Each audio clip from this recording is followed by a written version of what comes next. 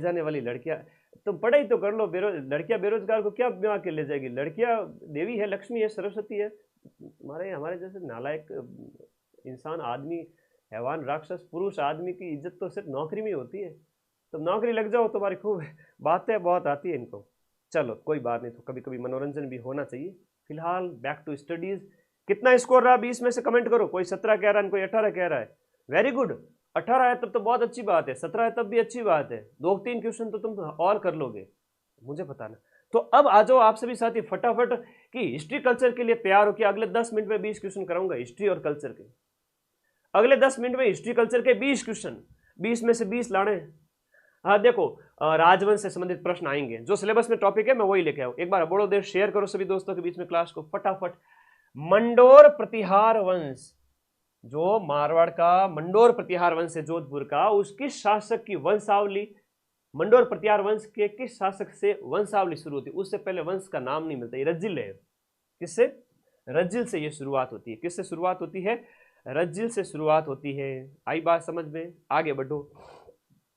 किस चौहान शासक द्वारा ज्वालीपुरा को ज्वालापुर नाम परिवर्तित किया गया है? ज्वालीपुरा को ज्वालापुर नाम विग्रहराज चतुर्थ। अब विग्रहराज चतुर्थ अढ़ाई दिन का झोंपड़ा इसके द्वारा बनाया गया है ना, याद करो मेरे साथ साथ।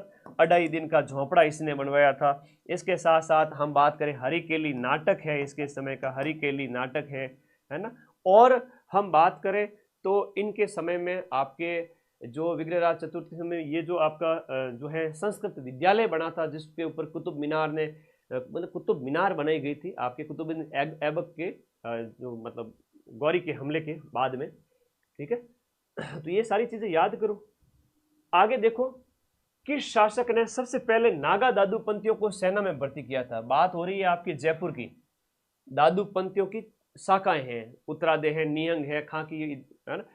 उनमें एक नागा है। नागा भस्म रमाते हैं, वस्त्र धारण नहीं करते हैं, अपने पास हथियार रखते हैं, दाखिली सैनिक के रूप में है ना सेना में भर्ती किया गया था। दाखिली सैनिक, ये जनता बड़ी परेशान हो गई थी, इनके पास हथियार वगैरह थे और कभी सटक जाए है ना, तो वो वाली बात है। तो ये आपके सवाई जयसिंह थे जिन्होंने इनको शामिल किया था। तो ये याद रखना, नागा सैनिकों को दाखिली सैनिक बनाकर किसने? हाँ, चल मेरी डोल की डमाक डम, किसका झिंटिया किसका तम। अगला प्रश्न, युद्ध वर्ष सुमेलित नहीं है, कौन सा साल किससे सुमेलित नहीं है बता देना। खातोली, बाड़ी, ये सब जो भी आपके पड़ोसियों को हराया था सांगा ने, उस समय की बात है। खातोली का युद्ध है, खनवा का युद्ध है, बिल्कुल एग्जैक्ट है। 1517 है, 1527 है, सांगा से संबंधित है, ठीक है। तो पहले वाले सांगा के हो गए। फिर समेल का युद्ध है, गिरी सुमेल का युद्ध, जो शेरशाह सूरी और मालदेव के बीच हुआ था, वो 1544 में हुआ था। कब हुआ था?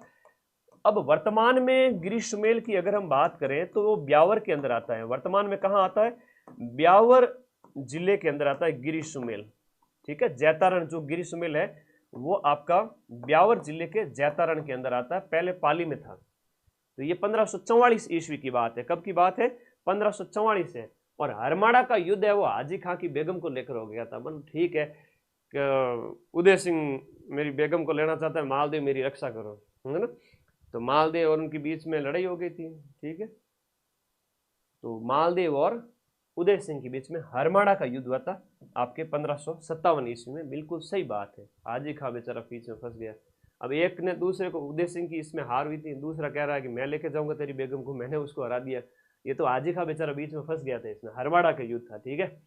मुसीबत के लिए बुलाया था, वही प्रॉब्लम क्रिएट करने लग गया। निम्नलिखित किस ब्रिटिश अधिकारी ने तांत्या टोपे को फांसी देने के लिए ब्रिटिश सरकार की आलोचना की थी? ब्रिटिश सरकार को कहा आपने अच्छा नहीं किया। ये CL शावर्स है, CL शावर्स है, जिसने कहा था कि फांसी ठीक नहीं थी। 18 अप्रैल 1859 1859 को ये फांसी दी गई थी तांत्या टोपे को, शिवपुरी MP के अंदर। और मान सिंह इन्हीं का एक दोस्त था जिसने धोखा करके इनको पकड़वा दिया था। और 8 अप्रैल को इनकी गिरफ्तारी होती है। 8 अप्रैल 1859 को इनकी क्या होती है? गिरफ्तारी होती है। तो थोड़ी इंपोर्टेंट डेट है, वो थोड़ा सा याद रखा करो। स्वामी दयानंद सरस्वती के द्वारा 1883 ईस्वी में परोपकारिणी सभा की स्थापना कहाँ की गई थी? देखो ये परोपकारिणी सभा है, बहुत इंपॉर्टेंट है। परोपकारिणी सभा की स्थापना की बात करें तो ये उदयपुर के अंदर इसकी स्थापना की गई थी। बाद में इसका मुख्यालय है वो अजमेर स्थानांतरित किया गया था। मुख्यालय कहाँ स्थानांतरित किया गया था? अजमेर के अंदर स्थानांतरित कर दिया गया था बाद में। तो ये बात भी इसके साथ साथ आप लोगों को याद करनी है। आगे बढ़ो, शेयर करो सभी दोस्त। राजस्थान के किस क्रांतिकारी को तिहाड़ जेल में रखा गया था? राव गोपाल सिंह खरवा है, इन्हें टॉडगढ़ किले में कैद करके रखा गया था। टॉडगढ़ किले में कैद रखा गया था और वहां से फरार होने के बाद में उन्हें सलेमाबाद से पकड़ करके और फिर इनको यहाँ पर अजमेर के तिहाड़ जेल के अंदर रखा गया था। तो अजमेर जो जेल है वहां पर इन्हें रखा गया था। राव गोपाल सिंह खरवा सशस्त्र क्रांति के जनक राजस्थान के अंदर, और ये खरवा ठिकाने के जागीरदार थे। बीकानेर राज्य परिषद, ये प्रश्न भी बहुत इंपॉर्टेंट है, बार बार एग्जाम में पूछा जाता है। बीकानेर राज्य परिषद 1942 में रघुवर दयाल गोयल द्वारा, है ना, जुलाई 1942 के अंदर रघुवर दयाल गोयल के द्वारा 1942 के अंदर इसकी स्थापना की गई थी। रघुवर दयाल गोयल। तो ये आपको याद रखना है कि बीकानेर राज्य प्रजा परिषद, अब प्रजामंडल के अंदर कई सारी संस्थाओं का निर्माण हुआ, वो भी परीक्षा के लिए बहुत इंपॉर्टेंट है, बहुत इंपॉर्टेंट है। याद को नहीं रहे गुरुजी, याद करनो, मंत्र बता दो बेटा, याद करनो ही नहीं है। इतना ही टेंशन लो जितना बॉडी को शूट करे, इतना मत लो कि प्रॉब्लम हो जाए। पढ़ो उतना ही सिलेक्शन हो जाए, इतना मत पढ़ो कि काम तमाम हो जाए।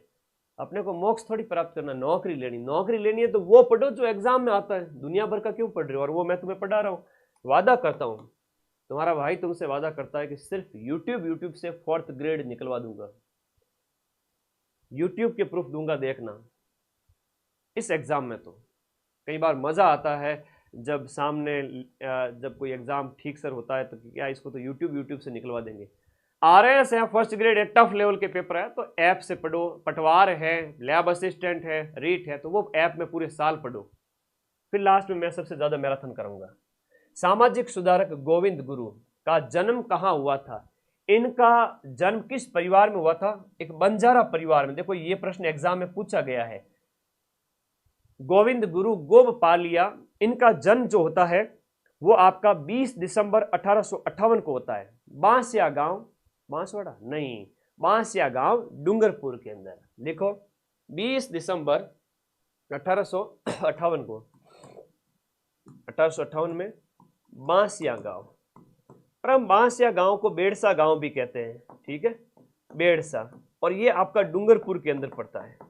और इन्होंने संप सभा की स्थापना की थी 1883 के अंदर, ठीक है, संप सभा। तो ये भी विशेष पॉइंट इनके संबंध में याद रखो। संप सभा, एक ही आंदोलन, और फिर 1913 में जो मानगढ़ कांड हुआ था, और उसके बाद में आपका कंबोई, पंचमहल, गुजरात के अंदर जीवन का अंतिम समय बिताया था। इनके बारे में प्रश्न आया हुआ है, बंजारा परिवार से संबंधित थे। विलय पत्र पर हस्ताक्षर करते हुए किसने कहा था कि मैं अपने डेथ वारंट पर हस्ताक्षर कराऊं? ये मेरे मृत्यु का वारंट है और इसके बाद मेरी राजशाही चली जाएगी, मैं किसी काम का नहीं रहूंगा। एकीकरण का 2nd चरण, यानी कि पूर्व राजस्थान संघ, जो आपकी 9 रियासतें जिसमें मिली थी, तो पूर्व राजस्थान संघ की हम बात करें, इस समय की ये बात है 25/3/1948 को बांसवाड़ा के चंद्रवीर सिंह ने कहा था। ये बांसवाड़ा वगैरह मिल गए थे, उस समय की बात है कि मेरे डेथ वारंट पे हस्ताक्षर कर रहा हो। वर्तमान कौन सा किस जिले में पड़ता है? कोई प्रश्न नहीं आएगा, मैं तुम्हें फिर से कह रहा हूं, अगर सिलेक्ट होना तो फॉर्मूला बता देता हूं। अभी एक नवीन जिलों का प्रश्न ये पूछा गया था 2-3 दिन पहले, जो प्रश्न पत्र आयोजित हुआ था उसके अंदर नवीन जिलों का एक प्रश्न आया था कि संभाग और जिलों का सुमेलन बताइए। संभाग में जिले कितने हैं? तो रामबाण के पहले पेज पे दिए हुए हैं, तुमको दिए हुए कि नहीं दिए हुए? अगर सिलेक्शन लेना है राजस्थान जीके में तो ये रामबाण बुक जो हर बच्चे के पास होनी चाहिए। 94 60 97 14 50 पर व्हाट्सएप करना है, केवल किताब के लिए। घर मंगा लो, 40 में से 40 आ जाएंगे, और राजस्थान पॉलिटी को मिला लो तो 45 में से 45 क्वेश्चन। तो उसमें यह पूछा गया, तो उदयपुर संभाग के 6 जिले दे दिए गए थे। तो उदयपुर संभाग के वर्तमान में 7 जिले हैं नवीन 41 जिलों के अनुसार। तो मेरे दोस्तों, अब एक चीज तुम लोग क्यों माथाफोड़ी करते हो कि भाई चंबल कितने जिलों से गुजरती है, अरावली के पश्चिम में कितने जिले हैं 41 जिलों के अनुसार, ऐसा प्रश्न नहीं आया है। या नवीनतम आंकड़ों के अनुसार बताओ इस जिले के अंदर कितना क्या होगा, नहीं आया है प्रश्न। प्रश्न इतना ही पूछा है कि जिलों और संभाग तक ही सीमित है।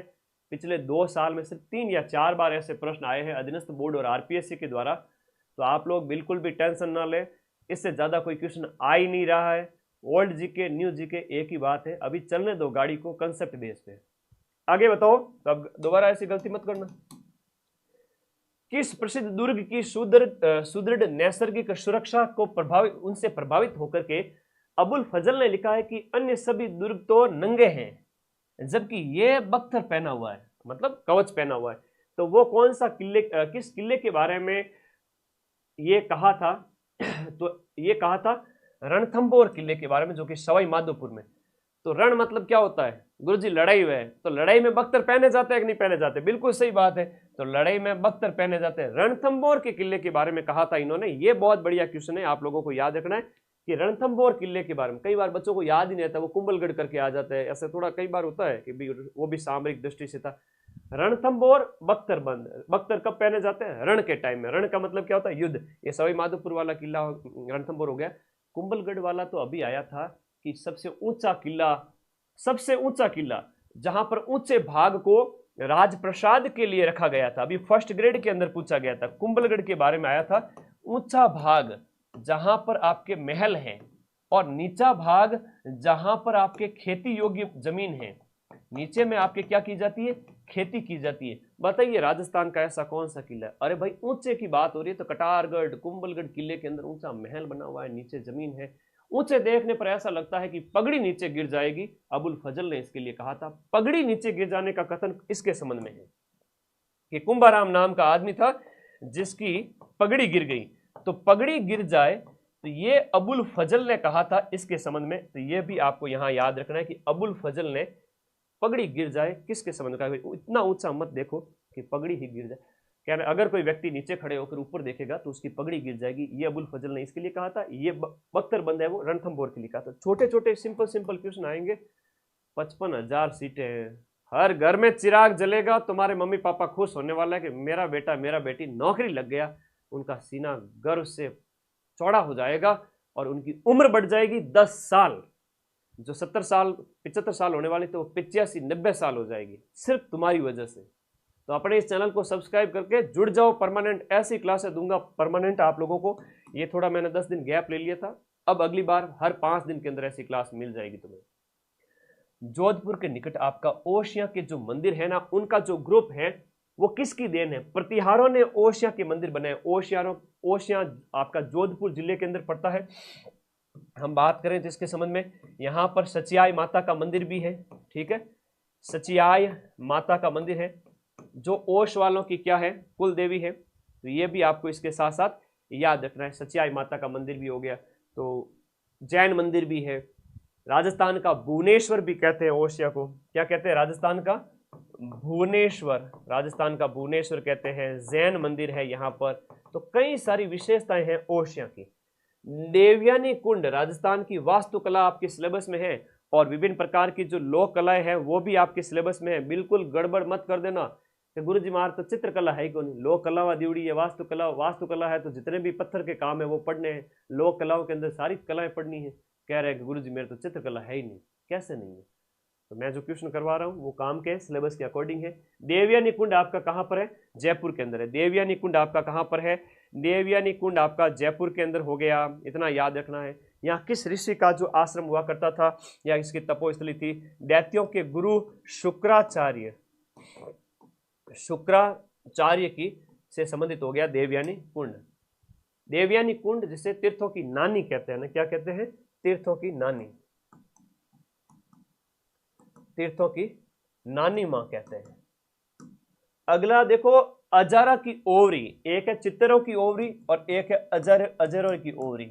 चित्तरों की ओवरी और एक है अजारा की ओवरी। अजारा की ओवरी देवगढ़ शैली से संबंधित, और देवगढ़ है वो मेवाड़ का ठिकाना। तो मेवाड़ चित्र शैली के अंदर आता है ना।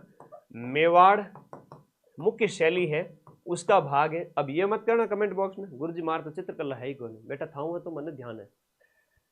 तो चित्रकला आपके सिलेबस में है, सारी लोक कलाएं आती है इसके अंदर, और वास्तुकला तो सिलेबस में ही है। वास्तुकला लिख दिया मतलब मंदिर महल दुर्ग बावड़ियां स्थापत्य कला सब कुछ उसके अंदर आ गया, मंदिर महल दुर्ग बावड़ियां स्मारक मीनारे सब कुछ। तो फिर कहते हैं गुरुजी सिलेबस में कौन है। रामबाण 2.0 जुलाई से जो उपलब्ध है, एकदम विशुद्ध किताब आपके हाथ में आ चुकी है, 0 एरर के साथ में, ठीक है। एकदम शानदार वर्क है, और ऐसा वर्क मैंने मार्केट में जाके देखा और कौन कौन सी पीवाईक्यू की किताबें चल रही है, मैंने देखा 2-3 और उनके पन्ने इसके आगे कुछ भी नहीं है। रामबाण के पन्ने इतने गजब के हैं कि आप लंबे समय तक चल, इसकी प्रिंटिंग देखो, बड़े बड़े वर्ड है इसके अंदर, व्याख्याएं दे रखी है और शॉर्ट नोट्स भी हैं। तो रामबाण की टक्कर की तो पीवाईक्यू की बुक मार्केट में आपको नहीं मिलेगी। इतनी बढ़िया छपाई, इतने बढ़िया फॉन्ट और लेटेस्ट क्वेश्चंस, EORO RS तक के 2025 तक के क्वेश्चन भी डाले हुए। लेके आ जाओ मार्केट से, या 94 60 97 14 50 पर व्हाट्सएप करना, सीधी आपको बुक घर बैठे 5 दिन के अंदर अंदर आ जाएगी। देवगढ़ के जो वहां हजारों की ओवरी बनाई गई थी, देवगढ़ ठिकाने जहां चित्रकार बैठ करके चित्रकारी करते थे, चितेरों की ओवरी है तो आपके मेवाड़ शैली से संबंधित हो जाती है, जगत सिंह प्रथम, ठीक है, उनसे संबंधित है। देवगढ़ के जो वहां के सामंत थे वो 16वें उमराव कहलाते थे। तो देवगढ़ ठिकाने चित्र शैली को प्रकाश में कौन लेकर आए थे, ये प्रश्न बहुत इंपॉर्टेंट है। श्रीधर अंधारे, श्रीधर अंधारे इस देवगढ़ शैली को प्रकाश में लेकर आए, ठीक है, प्रकाश में लाए, मतलब लोगों को पता ही नहीं था। तो देवगढ़ शैली के बारे में सबसे पहले श्रीधर अंधारे ने बताया था, और ये क्वेश्चन बार बार एग्जाम में पूछा जाता है। अगला प्रश्न देखो कि लोकगीत किसी संस्कृति के मुंह बोले चित्र है।